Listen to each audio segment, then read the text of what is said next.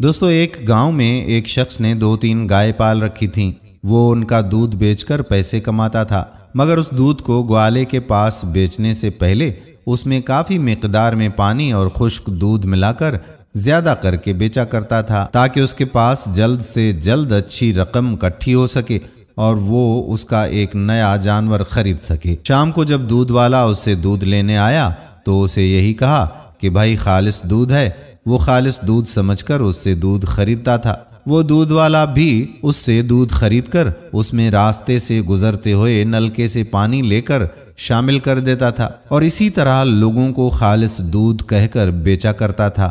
وہ جن کے پاس دودھ بیچتا تھا ان سے مہینے کے بعد پیسے لیتا تھا اور اس میں سے رقم اس شخص کو بھی دے دیتا تھا جس سے وہ خود دودھ خریدا کرتا تھا۔ اسی طرح اس دودھ والے سے ایک چائے کے کھوکے والا بھی دودھ خریدا کرتا تھا اور اس سے دودھ خریدنے کے بعد وہ اس دودھ کو زیادہ کرنے کے لیے اس میں پانی شامل کرتا تھا تاکہ کم پیسوں سے زیادہ پیسے کمائے جا سکیں۔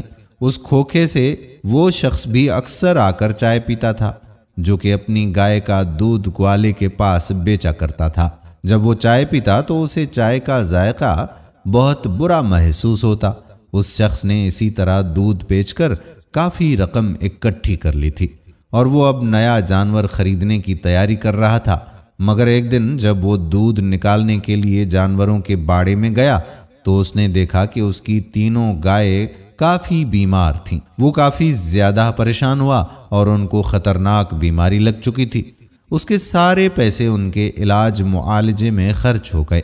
اس طرح اسے اس کے کیے کی سزا ملی اور اس کی جمع پونجی بھی ان کے علاج میں خرچ ہو گئی اور اس کے نئے جانور خریدنے کے خواب بھی ٹوٹ چکے تھے۔ اب جو گوالا تھا جو دودھ میں پانی ملا کر بیچا کرتا تھا، ایک دن جاتے ہوئے اس کا بھی ایکسیڈنٹ ہو گیا اور اس کی ساری رقم اس کے علاج میں خرچ ہو گئی۔ اب اسے بھی احساس ہونے لگا کہ اس نے جو دولت لوگوں کو دھوکہ دے کر جمع کی تھی وہ بالکل اسی طرح اس کے ہاتھ سے نکل بھی گئی۔ وہ اپنے گناہ پر بہت پچھتایا اور اللہ سے اپنے گناہوں کی معافی مانگنے لگا۔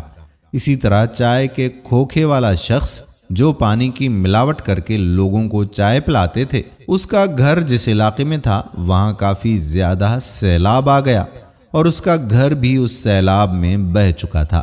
اب وہ خبر سنتے ہی دہاڑے مار مار کر رونے لگا اور اپنی غلطی اور اپنے گناہوں پر اللہ سے معافی مانگنے لگا۔ اس طرح سب نے اپنے اپنے کیے کی سزا بھی پالی۔ دوستو یہ یاد رکھیے کہ جو بھی پیسہ ہم حرام طریقے سے کماتے ہیں تو وہ پیسہ کسی نہ کسی مصیبت کی وجہ سے ہم سے چلا جاتا ہے، الٹا ہمارا سب کچھ وہ لے جائے گا۔